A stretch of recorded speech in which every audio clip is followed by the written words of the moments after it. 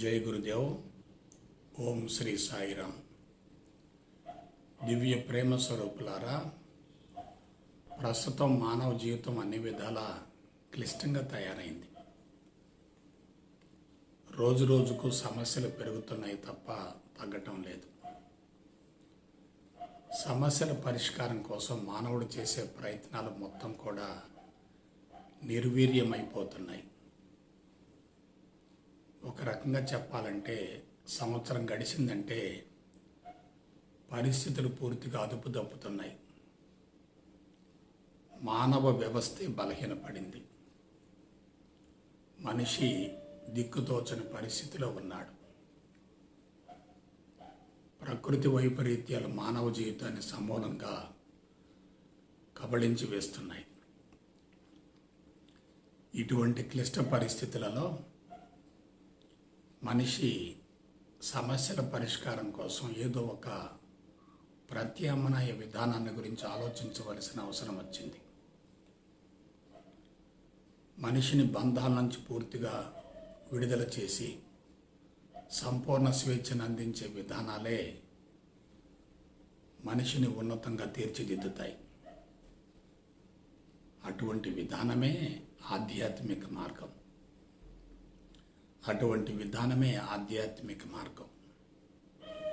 చాలామందిలో ఉన్నటువంటి అపోహ ఏమిటంటే, ఆధ్యాత్మిక మార్గంలోకి ప్రవేశించేటట్లయితే కఠోర నియమాలు పాటించాలని,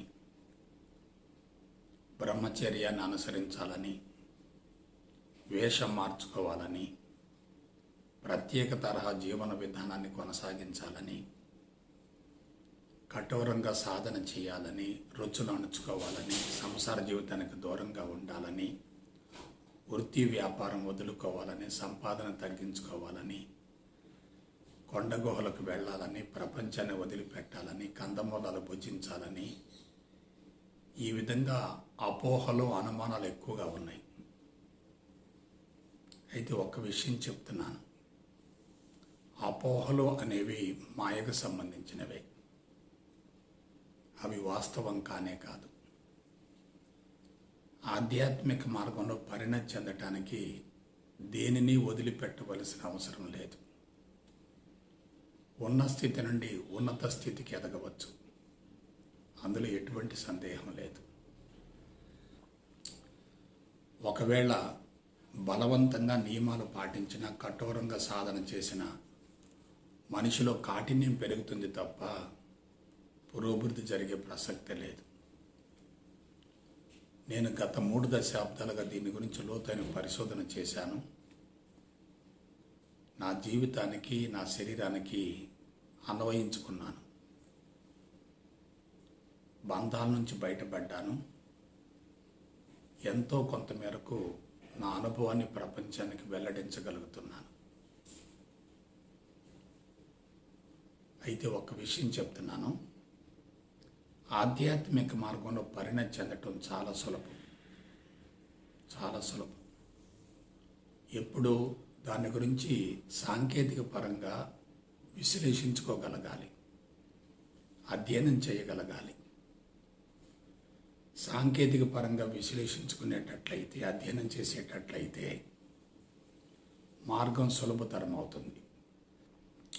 ప్రస్తుతం ఆ మార్గం అంతా కూడా సంక్లిష్టంగా తయారు కావడానికి మూల కారణం ఏంటంటే, దాన్ని ప్రత్యేక తరహా జీవన విధానంగా భావిస్తున్నారు. అది వాస్తవం కాదు. అది వాస్తవం కానే కాదు. అసలు ఆధ్యాత్మికత అనేది ప్రత్యేక జీవన విధానం కానే కాదు. ఒక జీవితానికి, ఒక మనిషికి ఒకే రకమైన జీవన విధానం ఉంటుంది తప్ప ప్రత్యేకమైన జీవన విధానం ఎక్కడా ఉండదు. మనిషిని బంధాల నుంచి విడుదల చేసి సంపూర్ణ స్వేచ్ఛను అందించే ఎటువంటి జీవన విధానమైనా అది కళాత్మక జీవన విధానమే. బంధాల నుంచి బయటపడాలి, సంపూర్ణ స్వేచ్ఛను పొందాలి. కొంచెం జాగ్రత్తగా విశ్లేషించండి. సంపూర్ణ స్వేచ్ఛతో జీవించే వ్యక్తి ఎలా ఉంటాడు, బంధాల్లో జీవించే వ్యక్తి ఎలా ఉంటాడు, జీవితాన్ని బలవంతంగా కొనసాగించే వ్యక్తి ఎలా ఉంటాడు, జీవితాన్ని ఆటలాగా పాటలాగా కొనసాగించే వ్యక్తి ఎలా ఉంటాడు? జీవితాన్ని యాంత్రికంగా కొనసాగించే వ్యక్తి ఎలా ఉంటాడు? జీవితాన్ని చైతన్యవంతంగా కొనసాగించే వ్యక్తి ఎలా ఉంటాడు? జీవితాన్ని చైతన్యవంతంగా కొనసాగించేటటువంటి వ్యక్తి ఆరోగ్యాన్ని గురించి, ఆయువుని గురించి, అంతరంగ ప్రశాంతతను గురించి ఆలోచించవలసిన అవసరం లేదు. ప్రస్తుతం సామాజిక పరిస్థితులు దుర్భరంగా ఉన్నమాట వాస్తవమే, అందులో ఎటువంటి సందేహం లేదు. సమస్యలు పెరుగుతున్న మాట కూడా వాస్తవమే. రోజు రోజుకి జీవితం క్లిష్టంగా మారుతుంది అనే విషయం కూడా సత్యమే. కానీ మార్గం మాత్రం లేకపోలేదు. మనసుంటే మార్గం ఉంది. ఆ మార్గం కోసం అన్వేషణ చేయాలి, లోతైన పరిశోధన చేయాలి, దాని గురించి సమూలంగా అధ్యయనం చేయాలి, దాన్ని జీవితానికి అన్వయించుకోవాలి. నేను ఆ దిశగా పయనించాను. ఒక విషయం మీకు చెప్తున్నాను. వంశ పారంపర్య దీర్ఘకాలిక వ్యాధులు అనేవి చాలా ప్రమాదకరమైనవి. నవీన వైద్య విధానంలో ఏ వైద్య విధానంలోనైనా వాటికి సమూల శాశ్వత పరిష్కారం లేనే లేదు. నేను గత 3 దశాబ్దాలుగా ఆ మార్గంలో ఉండి, ఆ మార్గంలో కొనసాగుతూ, కఠోరంగా సాధన చేయకుండా అందరి మధ్య, అన్నింటి మధ్యన జీవిస్తూ నా రుగ్మతలను 100% తొలగించుకోగలిగానంటే నేను సైన్సు సాంకేతిక పరంగా ఆలోచించటమే. ప్రతిదీ శాస్త్రయుక్తంగా ఉండాలి, హేతుబద్ధంగా ఉండాలి. భారతదేశంలో అజ్ఞానము, అవివేకము, అపరిపక్వత, నిరక్షరాస్యత బాగా ఉన్నాయి కాబట్టి ఆదేశించే వాళ్ళు ఎక్కువ అవుతున్నారు, అనుసరించే వాళ్ళు పెరిగిపోతున్నారు. ఎందుకు ఏమిటని ప్రశ్నించేవాడు లేకుండా పోతున్నారు. ఆదేశించటం ఒక వర్గం చేస్తుంది, అనుసరించటం మరొక వర్గం చేస్తుంది. కానీ అక్కడ నియంతృత్వం కొనసాగుతుంది. మనిషిలో హేతుబద్ధత, శాస్త్రీయత ఉంటేనే ప్రతి అంశాన్ని గురించి లోతుగా అధ్యయనం చేయగలుగుతాడు. నేను జంతు శాస్త్ర అధ్యాపకుడిని కావటం వల్ల, సైన్స్ పరమైనటువంటి పరిజ్ఞానం ఉండటం వల్ల, సైన్స్ను ఆధ్యాత్మికతను సమన్వయం చేశాను కాబట్టి విజయవంతమయ్యాను. నేను అందించే విధానాలన్నీ కూడా హేతుబద్ధంగా, శాస్త్రయుక్తంగా ఉన్నాయి కాబట్టే అందుకునే వాళ్ళు ఎంతో కొంత మేరకు లబ్ధి పొందుతున్నారు. అయితే పూర్తిగా పరిణతి చెందటం అనేది కత్తి మీద సాము వంటిదే. ఎందుకంటే ఆ మార్గాన్ని గురించి లోతుగా విశ్లేషించగలగాలి, విచారణ చేయగలగాలి, అధ్యయనం చేయగలగాలి. అందులో హేతుబద్ధత ఉండాలి, శాస్త్రీయత ఉండాలి. మేధావులకు సమాచారం అనేది ఒక రకంగా శాపమైనప్పటికీ మేధావులు ఆధ్యాత్మిక విధానాన్ని గురించి లోతుగా విశ్లేషించుకోగలిగితే, అధ్యయనం చేయగలిగితే ఆ ఊబి నుండి బయటపడగలుగుతారు. ప్రస్తుతం అందరూ కూడా భౌతికపరమైన అభివృద్ధి మీదనే దృష్టిని కేంద్రీకరిస్తున్నారు కాబట్టి ఆ మార్గాన్ని అందుకోవటం అంత సులభం మాత్రం కాదు. అయితే అందరూ నడిచే బాటలో మీరు నడిచేటట్లయితే మీకు అటువంటి శిక్ష తప్పదు. భౌతికవాదం అనేది అవసరమే, కానీ మోతాదు మించకూడదు. సో ఆధ్యాత్మిక విధానం అనేది మహోన్నత కళాత్మక జీవన విధానం. ఋషులు మనకు అందించినటువంటి మహత్తర కానుక. వాళ్ళ దశాబ్దాల తరబడి లోతైన మౌనంలో ఉండి ప్రకృతి సూత్రాలను, విశ్వ కదలికలను సమూలంగా అధ్యయనం చేసి అనుభవంలోకి పొంది ఒక చక్కని మార్గం మనకు అందించారు. అయితే అది వాళ్ళు బహిర్గతం చేసినటువంటి సమయంలో దాని అవసరం పెద్దగా లేదు కాబట్టి దాని పట్ల ఎవరు కూడా ఆసక్తిని కనపరచలేదు. అందుకునే వాళ్ళు తక్కువగా ఉన్నారు, అందించేవాళ్ళు కూడా తక్కువగానే ఉన్నారు. కానీ ప్రస్తుతం మాత్రం దాని అవసరం పెరిగింది. ప్రపంచ మనుగడే ప్రశ్నార్థకంగా మారింది. మానవ జీవితం దుర్భరంగా తయారైంది. ప్రతిరోజు వార్తలు వింటూ ఉంటే ఎటువంటి వ్యక్తికైనా సరే తప్పనిసరిగా రక్తపోటు పెరుగుతుంది. తప్పనిసరిగా రక్తపోటు పెరుగుతుంది. కాబట్టి మనం బలవంతంగా మరణించలేం కదా, మనల్ని మనం చంపుకోలేం కదా. తెలివైనటువంటి మానవులంతా కూడా తెలివిని దుర్వినియోగపరుచుకుంటున్నారు, కానీ సద్వినియోగపరుచుకోలేకపోతున్నారు. మీకు ఒక విషయం చెప్తున్నాను. ఆధ్యాత్మిక మార్గానికి జ్ఞానమే ప్రాణం, ఆ జ్ఞానమే ప్రమాదం. ఆధ్యాత్మిక మార్గాన్ని గురించి తెలుసుకోవటం కోసం తప్పనిసరిగా జ్ఞానం కావాలి. కానీ ఆ మార్గంలో పరిణతి చెందటానికి ఆ జ్ఞానం కూడా అవరోధమే. Information is the main obstruction for transformation. చాలామంది జ్ఞానాన్ని తెలుసుకోవటం కోసం పరితపిస్తున్నారు, కానీ తెలుసుకున్నది కూడా మాయా అనే విషయాన్ని గ్రహించలేకపోతున్నారు. అందుకే మీరు ఆధ్యాత్మిక చరిత్రను గమనించండి. అమాయకులు నిరక్షరాస్యులే ఆధ్యాత్మిక మార్గంలో పరిణతి చెందగలిగారు. మేధావులు తెలుసుకోవటం కోసం ఆసక్తిని కనబరుస్తారు, కానీ దాని అనుభవంలోకి పొందడానికి శరీరం మనసు సహకరించు. ఎందుకంటే ఓర్పు సహనం తక్కువ, ఆశించటం ఎక్కువ. మనసు నిలకడగా ఉండదు కాబట్టి, చంచలంగా ఉంటుంది కాబట్టి, అశాంతిగా ఉంటుంది కాబట్టి, అసంతృప్తిగా ఉంటుంది కాబట్టి సాధన పైన దృష్టిని కేంద్రీకరించలేరు. తెలుసుకోవటం ఒక ఎత్తు అయితే అనుభవంలోకి పొందటం మరొక ప్రక్రియ అవుతుంది. తెలుసుకోవటం చాలా సులభం, అనుభవంలోకి పొందటం చాలా కష్టం. చాలామంది అనుకుంటారు ఆ మార్గంలోకి ప్రవేశించిన తర్వాత కొంతమంది మార్పు చెందారు అని.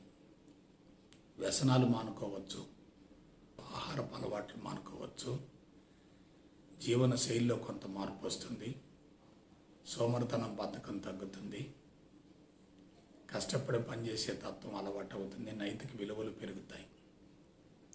ఇవన్నీ కూడా ఆ మార్గంలో పరిణతి చెందటానికి సోపానాలే. కానీ పరిణతి చెందటానికి మాత్రం ఆ మార్గాన్ని గురించి లోతుగా పరిశోధన చేయగలగాలి. ఎవరైతే ఆధ్యాత్మిక మార్గంలోనికి ప్రవేశించి పరిపూర్ణ జ్ఞానాన్ని గురించి శాస్త్రయుక్తంగా అధ్యయనం చేసి స్పష్టతను పొంది సందేహ నివృత్తి గావించుకొని ఆ తదుపరి సాధన చేయగలుగుతారో అటువంటి వ్యక్తులు ఆ మార్గంలో తప్పనిసరిగా పరిణతి చెందుతారు. అయితే ఒక్క విషయం చెప్తున్నాను, పరిపూర్ణ జ్ఞానాన్ని అందించటం చాలా కష్టం, అందుకోవటం కూడా చాలా కష్టం. ఎందువలన తమోగుణము రజోగుణం ఉన్నంత వరకు, అంతరంగంలో చెడు సంస్కారాల మోతాదు ఎక్కువగా ఉన్నంత వరకు జ్ఞానం లోపలకు ప్రవేశించదు. చెడు సంస్కారాలు బరువుగా, భారంగా, లోతుగా రికార్డ్ అయి ఉంటాయి. మనం అందించేటటువంటి జ్ఞానం తేలికగా ఉంటుంది, ఉపరితలంలో ఉంటుంది. కేవలం జ్ఞానాన్ని అందించినప్పటికీ, జ్ఞానాన్ని తెలుసుకున్నప్పటికీ ఉపరితలంలో తాత్కాలికంగా ఉపశమనం జరుగుతుంది తప్ప లోతైనటువంటి బలమైనటువంటి సంస్కారాలు కరిగిపోయే అవకాశం లేదు. ఏ వ్యక్తి అయినా ఆధ్యాత్మిక మార్గంలో పరిణతి చెందాలంటే నాడీ వ్యవస్థ సమూలంగా శుద్ధి కావాలి, హార్మోన్ వ్యవస్థ సమర్థవంతంగా పనిచేయాలి, రక్షక వ్యవస్థ ఇమ్యూన్ సిస్టమ్ అద్భుతంగా పనిచేయాలి, శరీరం పటిష్టంగా ఉండాలి, దృఢంగా ఉండాలి, శక్తివంతంగా ఉండాలి, ఆరోగ్యంగా ఉండాలి, అది సాధనకు సహకరించే విధంగా ఉండాలి. ప్రస్తుతం సమాచారాన్ని పెంచుకున్నటువంటి మేధావులకి శరీరమే పెద్ద సమస్యగా మారింది. శరీరమే శత్రువుగా మారింది. శారీరక సుఖానికి అలవాటు పడ్డప్పుడు, ఇంద్రియాలు ఉద్రేకపరుస్తూ ఉన్నప్పుడు మనిషి ప్రశాంతంగా ఉండలేడు కదా. శారీరక మమకారం ఎక్కువగా ఉన్నప్పుడు, దాని పట్ల అభిమానం ఎక్కువగా ఉన్నప్పుడు, దానిని సుఖపెట్టాలి అనేటటువంటి భావంతో జీవితాన్ని కొనసాగిస్తున్నప్పుడు అది సాధనకు ఎలా సహకరిస్తుంది? కాబట్టి ఎవరైతే ప్రతి అంశాన్ని గురించి శాస్త్రీయ పంథాలు అధ్యయనం చేసుకుంటారో వారు ఆ మార్గంలో పరిణతి చెందగలుగుతారు. ప్రస్తుతం అటువంటి వాతావరణం లేకపోయినప్పటికీ భవిష్యత్తులో ఈ మార్గం తప్పనిసరిగా అందరికీ అవసరం అవుతుంది. ఇది బోధనల ద్వారా, శిక్షణా తరగతుల ద్వారా అందించబడటం కన్నా అనుభవం ద్వారా అందించబడుతుంది. అనుభవం ద్వారా అందించబడుతుంది. ఎలా? మన కళ్ళ ముందే ప్రకృతి వైపరీత్యాలు జరుగుతూ ఉంటాయి. మన కళ్ళ ముందే వందల వేల మంది చనిపోతూ ఉన్నారు. వైరస్, బ్యాక్టీరియాల వల్ల భయంకరమైన జబ్బులు వస్తున్నాయి. ఎప్పుడైతే ప్రళయాలు సంభవిస్తూ ఉంటాయో, ప్రమాదాలు సంభవిస్తూ ఉంటాయో, సంక్షోభాలు తలెత్తుతూ ఉంటాయో, అప్పుడు మనిషిలో మూల కారణాన్ని గురించి అన్వేషణ జరుగుతుంది. ఎందుకు ఇలా జరుగుతుంది అనే దాని గురించి తప్పనిసరిగా లోతైన పరిశోధన జరుగుతుంది. ఆ పరిశోధన జరిగినప్పుడు ఏ మార్గం సత్ఫలితాన్ని ఇస్తుందో ఆ మార్గాన్ని ఎన్నుకుంటారు. ప్రస్తుతం ఆధ్యాత్మిక మార్గం మొత్తం కూడా మూఢనమ్మకాల్లో ఉంది, చాదస్తంలో ఉంది, సెంటిమెంట్స్లో ఉంది, వ్యక్తి పూజల్లో ఉంది, బంధాలను పెంచుతుంది. ఆ మార్గంలోకి ప్రవేశించినటువంటి వాళ్ళలో కొద్దిమంది ఎంతో కొంతమేరకు అనుభూతిని పొందుతున్నారు, కానీ మూలాలు మాత్రం మారటం లేదు. మూల నిర్మాణం మాత్రం అలాగే ఉంటుంది. అటువంటి నర్వస్ సిస్టాన్ని సమూలంగా మార్చాలంటే మనిషి కఠోరం, కాఠిన్యం అనేటటువంటి పదాలు వాడకుండా ప్రతి విషయాన్ని గురించి జాగ్రత్తగా విశ్లేషించుకొని అధ్యయనం చేసి ముందుకెళ్ళగలిగితే మనసులో ఉన్నటువంటి అనుమానాలు మొత్తం పటాపంచలవుతాయి. నేను మీకు ఒక మాట చెప్తున్నాను, సందేహ నివృత్తే స్వచ్ఛమైన సాధన. సందేహం నివృత్తి అయినప్పుడు మనసు తేలిపోతుంది. అనుమానాలు పెరుగుతూ ఉన్నప్పుడు మనసు భారం అవుతుంది. ఆధ్యాత్మిక మార్గంలోకి ఎవరు ప్రవేశించినా సరే ప్రారంభంలో తప్పనిసరిగా అనుమానాలు పెరుగుతూ ఉంటాయి, గొప్పలు గొప్పలుగా పెరుగుతూ ఉంటాయి.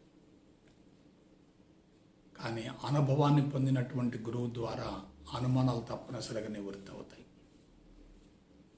అనుభవం లేనటువంటి గురువులు ఊహాలోకాల్లో ఉండి సమాచారాన్ని అందిస్తారు, సమాచారాన్ని సేకరిస్తారు, గ్రంథాల్లో ఉన్నటువంటి సమాచారాన్ని అందిస్తారు తప్ప జీవిత అనుభవాన్ని పంచలేరు కదా. గ్రంథాలలో ఆకర్షణీయమైనటువంటి సమాచారం ఉంటుంది. అది ఎలా తయారైందంటే ఆనాడు అనుభవించినటువంటి వాళ్ళు ఆ సమాచారం అందించారు. అయితే అది వాళ్ళ అనుభవమే కానీ మన అనుభవం కాదు కదా. స్వయం అనుభవం నుంచి వచ్చింది ఏదైనా సరే సత్యం అవుతుంది.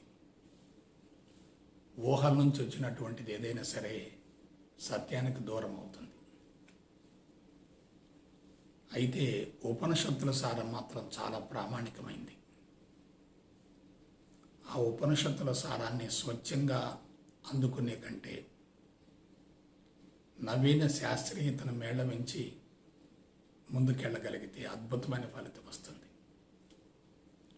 అందుకే ఆటం బొమ్మను కనిపెట్టినటువంటి ఐన్స్టీన్ కూడా సైన్స్ మాత్రమే ఉండి ఆధ్యాత్మికత లేకపోతే అతి ప్రమాదం అన్నారు. ఆధ్యాత్మికత ఉన్నప్పటికీ అది శాస్త్రీయంగా లేకపోతే ప్రజలకు ఉపయోగపడదన్నాడు. Science without spirituality commits suicide. Spirituality without science is incomplete. If both are matched together we can create wonders in this world అన్నాడు. ఆధ్యాత్మికత లేని శాస్త్రీయత గ్రుడ్డిది, శాస్త్రీయత లేని ఆధ్యాత్మికత కుంటిది. రెండు సమన్వయం కావాలి. భారతదేశంలో ఆ విధంగా సమన్వయం చేసి అందించేటటువంటి వ్యక్తులు లేరు. ఇంకొకటి చెప్తున్నాను, సంసారము సన్యాసం రెండు సమన్వయం కావాలి. మానసికంగా సన్యాసంలో ఉండాలి, శారీరకంగా సంసార జీవితాన్ని కొనసాగిస్తూ ఉండాలి. సంసార జీవితంలో ఉండి సన్యాసానికి వెళ్ళినటువంటి వ్యక్తి సంసార జీవితాన్ని అనుభవించాడు కాబట్టి అనుభవాన్ని పంచగలుగుతాడు. నేరుగా సన్యాసాన్ని పుచ్చుకున్న వ్యక్తి సంసారి అనుభవించేటటువంటి బాధల గురించి తెలుసుకోలేడు కదా. కాబట్టి సమస్యలు ఎక్కడి నుంచి వస్తున్నాయి? సంసార జీవితం ఉంటేనే సమస్యలు వస్తున్నాయి. సంసార జీవితం లేకపోతే సమస్యలు ఉండవు కదా. సమస్యలు ఉన్నప్పుడు ఆ సమస్యలను పరిష్కరించుకోగలిగినప్పుడు సమస్యలకు పరిష్కారాన్ని గురించి మరొకరికి చెప్పే అర్హత ఉంటుంది. అసలు సమస్యలే లేనప్పుడు, సమస్యల్ని పరిష్కరించుకునే అవకాశం లేనప్పుడు సమస్యల పరిష్కారం కోసం మరొకరికి తెలియజేసే అర్హత ఉండదు కదా. కాబట్టి సంసారాన్ని సన్యాసాన్ని సమన్వయం చేయాలి. పొరపాటును కూడా సంసారానికి దూరంగా ఉండకూడదు. సంసార జీవితాన్నే సన్యాసంగా మలుచుకోగలిగితే అది పరిపూర్ణ జీవితం అవుతుంది. సన్యాసం పుచ్చుకునే సంసారానికి దూరంగా ఉంటే అది ఒక రకంగా తప్పించుకోవటం అవుతుంది. కష్టాలు, నష్టాలు, బాధలు, ఇబ్బందులు, అవమానాలు, అపజయాలు, ఓటములు, వైఫల్యాలు వంటివన్నీ కూడా ఆధ్యాత్మిక మార్గానికి సోపానాలే తప్ప అవరోధం కానే కాదు. వాటన్నిటిని అనుభవించినప్పుడు అనుభవసారాన్ని ప్రపంచానికి అందించగలుగుతాం. కానీ వాటి నుండి తప్పించుకొని సన్యాసం పుచ్చుకున్నంత మాత్రాన ప్రపంచానికి ఎటువంటి సందేశాన్ని ఇవ్వగలుగుతాం? అందుకే నేను మరొకటిసారి చెప్తున్నాను, భారతదేశంలో ఆధ్యాత్మికత అశాస్త్రీయంగా ఉంది. దానికి నవీన శాస్త్రీయతను జోడించగలిగితేనే పరిపూర్ణమవుతుంది. ఆధ్యాత్మికతను వేరు చేయకూడదు, ప్రత్యేకంగా చూడకూడదు. కఠోర నియమాలు అసలు పాటించనేకూడదు. నియమాలను పాటించటమే అహంకారం, నియమాలను వదిలేయటమే సంపూర్ణ స్వేచ్ఛ. అటువంటి నియమాలను వదిలేసే స్థాయికి మనం చేరాలంటే ప్రాథమికంగా తప్పనిసరిగా నియమాలు కావాలి. కానీ మైండ్ని కండిషన్ చేయకూడదు, రిస్ట్రిక్షన్ చేయకూడదు. మనసును పూర్తిగా వదిలేస్తే అది స్థిమితపడుతుంది. మనసును కండిషన్ చేసే కొద్దీ అది కాఠిన్యంగా తయారవుతుంది. కాబట్టి మీకు ఒక హామీ ఇస్తున్నాను, నేను ఒక రైతు బిడ్డని, సామాన్యమైన స్థాయి నుంచి వచ్చాను. సంసార జీవితాన్ని అనుభవిస్తూ సన్యాసి దశలో జీవిస్తూ ఉన్నాను. అందువల్ల సన్యాసాన్ని సంసారాన్ని సమన్వయం చేస్తున్నాను కాబట్టే, సంసారాలు పడ్డ బాధలు మొత్తం నాకు తెలుసు కాబట్టే చక్కటి మార్గాన్ని చూపించగలుగుతున్నాను. మీరు కూడా భయపడకండి, అనుమానపడకండి. అందించే వ్యక్తి అనుభవసారాన్ని అందిస్తున్నాడా లేదని మాత్రం ఆలోచించండి. అనుభవసారాన్ని అందిస్తే తప్పనిసరిగా అనుసరించండి, ఆచరించండి, సత్ఫలితాన్ని పొందండి. కాబట్టి సంసారము సన్యాసం రెండింటిని సమన్వయం చేసుకొని జీవితాన్ని పరిపూర్ణం చేసుకోవడంలో మీరు కృషి చేస్తారని చెప్పి మనసా వాచా కర్మణ కోరుకుంటూ సెలవు తీసుకుంటా. జై గురుదేవ్, జై గురుదేవ్, జై గురుదేవ్.